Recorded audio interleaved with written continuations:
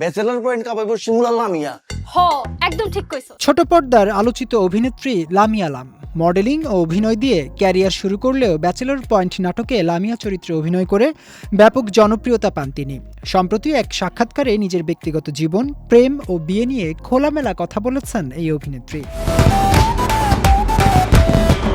Bachelor পয়েন্টের লামিয়া চরিত্রটিকে নিজের ক্যারিয়ারের অন্যতম সেরা কাজ হিসেবে বিবেচনা করেন অভিনেত্রী লামিয়া লাম। তার মতে, ভবিষ্যতে বয়স বাড়লেও ভক্তরা তাকে এই চরিত্রের মাধ্যমেই মনে রাখবেন।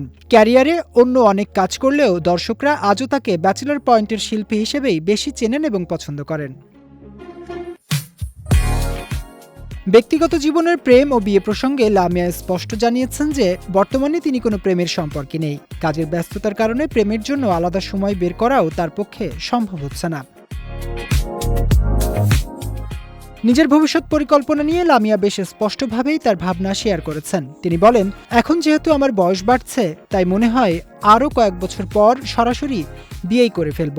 প্রেমের মধ্যে আমি নেই। অভিনয় জীবনের ব্যস্ততার কথা টেনে তিনি আরও যোগ করেন যে নাটকে তাকে যথেষ্ট প্রেম করতে হয়, তাই বাস্তবে নতুন করে প্রেমে জড়ানোর ইচ্ছা বা সময় কোনোটাই এখন তার নেই। তুই জাত ফকিন্নি। এই আই ফকিন্নি। বিয়ে করলে মিডিয়ার বাইরের কাউকে জীবনসঙ্গী হিসেবে বেছে নিতে চান এই অভিনেত্রী। এর কারণ হিসেবে তিনি বলেন, আমি যদি বিয়ে করি অবশ্যই মিডিয়ার বাইরে বিয়ে করব, কারণ তারা অনেক ব্যস্ত থাকে।